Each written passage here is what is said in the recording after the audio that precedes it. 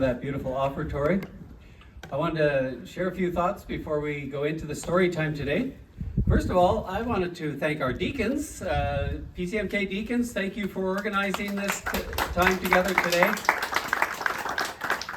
And they have been doing this, I don't know exactly how many years. This is my 15th Worship in the Park with y'all. We didn't do it in 2020 because of COVID.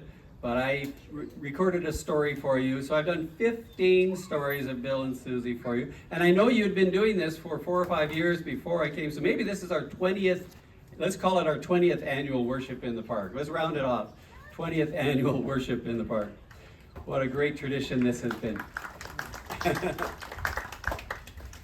Well, with some acknowledgement of Garrison Keeler and Lake Wobegon stories, I get some inspiration from him and my colleague and pastor friend out in Oregon, Gary Lawson, who made that a summer feature in our church out there, was to do a storytime sermon, aka Garrison Keeler. He called himself Garrison Lawson and wore suspenders and did the whole bit to take on a Garrison Keeler persona. But I'm dating myself. Young people, you never heard of Garrison Keeler, did you? Anyone under 40 or 50, you never heard of Garrison Keeler and Lake Wobegon stories. But those of you who know him, know his skilled storytelling ability. Well, we've been talking about the adventures of Bill and Susie, an older couple who live in the area and have family around, and there's always something going on that makes for an interesting story. So here's our latest installment of the adventures of Bill and Susie, and our gospel reading will be part of the story. Bill had been wide awake for quite a while when the alarm finally went off at 7 a.m. Bill was both nervous and excited. It was going to be a very special day, no matter what. It was the high school graduation of their oldest granddaughter, Megan. As if that wasn't a big enough deal on its own, full of pride and the delicious sadness that comes with watching your children and grandchildren pass these major milestones.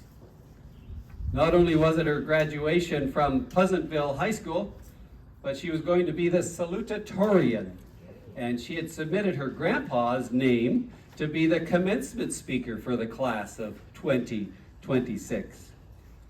Bill was honored that the school agreed to invite him, but he was even more thrilled that Megan actually wanted him to share the podium with her. She was no longer embarrassed to be seen with her grandparents. When they took her on vacation several years ago when she was about 15, she did everything she could to separate herself from them. She was mortified when Bill got ready to go to the beach with shorts, a button-up shirt, and leather shoes and dress socks. Susie was almost as embarrassing with her t-shirt that said, "I'm with stupid," with an arrow pointing to the left. Susie thought it was funny, but Megan thought it was early signs of dementia. She came up with a new term to describe what she felt as she watched her grandparents go walking hand in hand on the beach that day. She called it the dread of heredity. They make up half my gene pool, she thought. I'm glad my mom's parents are a little more sane than these two. Actually, Megan's maternal grandparents lived in Florida, so she didn't get to see them as often growing up. She felt closer to Bill and Susie, and she was now proud of them. They were so kind and happy-go-lucky. She now realized she would be lucky to turn out just like them. So when she asked the principal if he would agree to her grandpa as commencement speaker, he jumped at the idea. You see, he and Bill were friends. They were on the same pickleball team. Bill was older than Principal Pete Skinner, but they got along great. The fact that Bill himself had been salutatorian at Pleasantville High School 55 years earlier sealed the deal. Bill was excited, but the first big concern of the day was the weather. They had been watching it all week, and there was a persistent threat of thunderstorms on graduation day. Poor Principal Skinner. He had to make the call whether to stay outdoors or take it back into the gymnasium, which would be a real bummer. Fewer family members could attend. There wouldn't be room for the band to play. it just wouldn't be the same. Pete had to make the call by 10 a.m. Go or no go? So he called his friend Bill for advice. What do you think, Bill? He asked over the phone. Bill and Susie had been watching the Weather Channel, and it just wasn't clear what was going to happen. It was a 30% chance of rain today, Bill said. I kind of like those odds. Pete said, I do too, but remember 3 years ago when it was only a 25% chance and we decided to stay outside for graduation, and then it was a disaster. The dark clouds came in and dumped right on our ceremony. Everyone ran for cover. We ended up having to mail out their diplomas. Everyone was so mad at me that I went the other way and canceled the outdoor ceremony the last 2 years, and they turned out to be sunny afternoons. Everyone was mad about that too. You just can't win. So what do you think, Bill? Wow, that's a lot of pressure, Bill said. It's your call, but I say, let's take our chances. This is going to be a special day, and I think the sun is going to shine on us. Okay, Pete said. Then I'll tell him it's a go. See you later. Bill was confident the sun would shine because sunshine and light and hope was the theme of his commencement address. As soon as he received the invitation, he knew what he was going to talk about. He was going to title his address, Let Your Light Shine. He thought of that theme whenever he thought about Megan. She was the light of their life. She was the brightest, most joyful person Bill had ever met, other than those few more sullen years in her early teenage years. But as a child and now as a young woman, she brought light into every situation. People often said she would brighten up a room just by entering it. She had a wonderful smile, an easy laugh, and she was accepting and welcoming of everyone and anyone. Bill and Susie enjoyed taking her to church with them when she was little. Her favorite song was, This Little Light of Mine, I'm Gonna Let It Shine. So it was an easy choice for a topic. When Bill told Susie what he was going to talk about, Susie reminded him of that Bible verse in Matthew, where Jesus said, You are the light of the world. Bill got out his Bible to read it for himself, and he was amazed at how perfect it would be for his speech. You are the light of the world. A city built on a hill cannot be hid. No one, after lighting a lamp, puts it under the bushel basket, but on the lampstand, and gives light to all in the house. In the same way, let your light shine before others, so that they may see your good works and give glory to God in heaven. As Bill wrote out his commencement speech, he thought of those words and wanted to basically tell the class of 2026 the same thing. Go out into the world and let your light shine so that others will see your good works. Of course, he wasn't going to quote Jesus, separation of church and state and all, but he was going to basically say the same thing. In fact, Susie gave him a great idea for an opening to his speech. In the weeks before the graduation, Susie was feeling nostalgic, and she got out old photo albums and scrapbooks. She particularly enjoyed the one from Megan's graduation from preschool into kindergarten. Of course, there were lots of photos of that big day so long ago. Megan was so excited and so happy. She sang loudly and waved wildly at her parents and grandparents in the audience. Susie even had the program and showed it to Bill. Remember how they made up new words to the Beatles song, Here Comes the Sun. How could he forget? It was so cute. The children did hand signs for Here Comes the Sun. And when the music went doodly doodly doo in between verses, she wiggled her shoulders with a big smile. The song started out with the familiar, Here comes the sun, and I say, it's all right. But then they made up their own words. Little darling, it's time to go to kindergarten. Little darling, it feels like years since we've been here. Here comes the sun, and I say, it's all right. Doodly doodly doodly doo. Then the next verse was, little darling, we've been in pre-K here forever. Little darling, we think it's time to step on up. Sun, sun, sun, here it comes. Everyone was laughing, and those adorable children singing a song from the 60s. What could be better? That song came to mind as Bill went to get the car out of the garage on the big day. It was a beautiful sunny day so far, and he whispered a prayer that it would stay that way. Here comes the sun, he thought, and I say it's all right. He was whistling the tune as Susie came out to the car. They sang it together as they drove to the high school. Susie looked at her phone to check the weather one more time as they parked the car. There were some storm cells moving into the area, but the prediction was that it would be clear and partly cloudy through the ceremony, and then it might rain this evening. Bill kissed Susie, and she wished him luck as she went off to sit with their son and daughter-in-law in the family section. Bill went inside to the principal's office to meet up with his friend Pete to get final instruction for the ceremony. Pete was busy, of course, talking to staff and all the final arrangements, but he stopped to give Bill a hearty handshake. "Hope we made the right call about the weather," Pete said. And Bill quoted the Beatles to him. "Here comes the sun, Pete, and I say it's all right."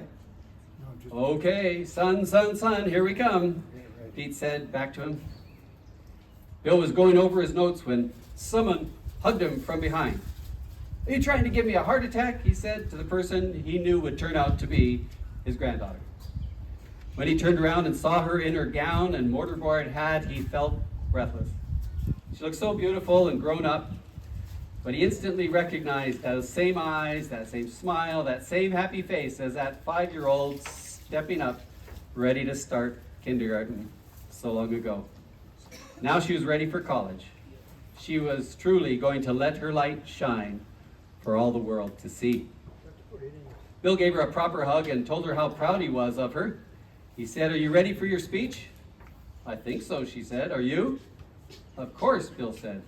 It was easy to write something hopeful for the class of 2026 with you as one of them. "Okay, break a leg, Grandpa." "You too," Bill said. The ceremony began with the band playing Pomp and Circumstance endlessly as graduates filed into their seats. Bill had the best seat in the house, watching from the podium. He spotted Megan and watched her walk excitedly with her friends.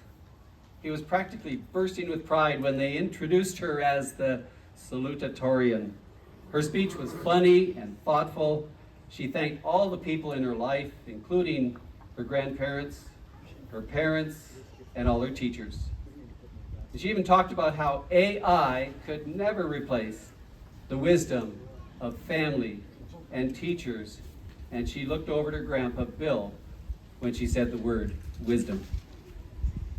Bill had a lump in his throat from the emotion of the day when Principal Skinner began to introduce him as both a friend and an alum and a respected member of the community. Bill had worked his entire career for IBM, but he found time to mentor youth, including coaching the school's girls volleyball team for a while. He mixed his sports metaphors when he said it was a slam dunk to choose Bill Jasper to be commencement speaker for the class of 2026. 55 years ago, he was the salutatorian for the class of 1971. Susie was pleased to hear the warm applause for Bill, but she was starting to worry. Clouds had started to roll in, and there were little gusts of wind every once in a while. Some even made the kids hold on to their hats so they wouldn't blow away. Bill opened his speech with an obvious reference to his granddaughter who was sharing the podium with him. He talked about what a bright light she had been to so many in her family, her church, the community, and her school throughout her life. He embarrassed her when he told them that her favorite song as a child was "This Little Light of Mine, I'm Gonna Let It Shine." Bill thought he was being so clever when he used that line to tell the class of 2026 that they needed to let their light shine too. He was talking about all the different ways to let your light shine, be it through sports or music or theater or academia or business or professions or government or nonprofit work. He'd given several examples of people who had been a light in the darkness, and he was heading into the final paragraph when it happened. He was going to quote Dr. Martin Luther King, who said, "Darkness cannot drive out darkness. Only light can do that. Hate cannot drive out hate. Only love can do that." It was going to be the highlight of his speech, but he didn't quite get there because a gust of wind suddenly whipped across the stage, blowing off several fancy caps and sending the pages of Bill's speech swirling around and landing in the front rows of the audience. Everyone gasped in fear and excitement, wondering if a storm was about to hit. But just as quickly as the wind came up, it died down. And everyone looked to Bill to finish his speech, but he had lost his notes. Some high school kids handed up some of his papers, but he couldn't find the one with that quote from Dr. King. An awkward silence came over the audience as Bill fumbled around his notes and even tried to quote Dr. King from memory. He said, like Dr. King said, he started hesitantly, "Darkness can't beat the light, only light can." As people were trying to make sense of what Bill was saying, a beautiful young woman's voice started singing, "This little light of mine, I'm gonna let it shine." Bill turned to see Megan coming to join him at the podium to rescue him. She put her arm around him and sang, "This little light of mine, I'm gonna let it shine. This little light of mine, I'm gonna let it shine. Let it shine, let it shine." Megan leaned into the microphone and invited everyone to join in singing that best advice you could ever hear. "This little light of mine, I'm gonna let it shine." When they finished singing a verse with her, everyone stood up to applaud Bill and Megan. They got the message. You know, each of us has a light to shine in the darkness that is all around us. No matter what your age, you are never too young or too old to let your light shine. Dr. King told us to let our light shine to drive out darkness so that love could drive out hate. Jesus told us we are the light of the world. It's a sin to hide that light, so let it shine. Let it shine. Let it shine. Come on, kids. We need your help. We're going to sing "This Little Light of Mine."